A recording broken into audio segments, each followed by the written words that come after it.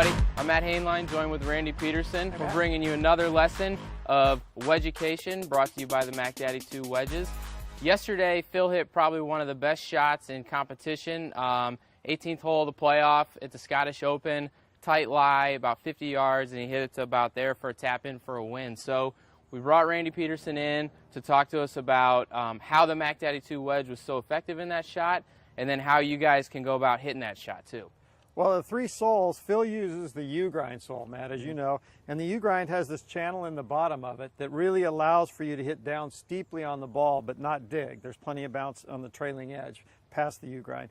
And Phil was really instrumental in designing this because he loves to hit that shot he hit yesterday. And you're right, that is like the coolest shot. People love that low shot that looks like it's going to go too far. It hits and checks and starts spinning back. Right, so, and it was off a really tight lie, too. Right, and which actually, it makes it easier to hit that shot, but there's very little margin for error. But for an expert like Phil, that's a perfect setup. It was a little bit into the wind, a little bit off a tight lie. But the sole really allows for that, and then you combine that with the technique.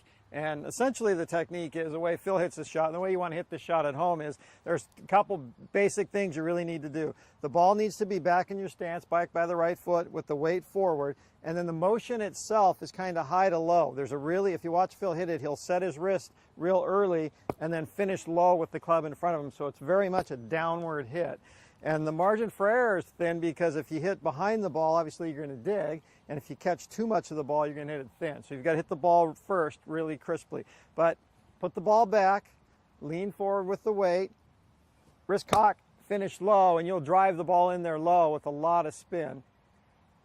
Just like that. That's the way you do it. So think high to low, keep your weight forward with the ball back, and try the U-groove. The U-groove is phenomenal for this type of shot.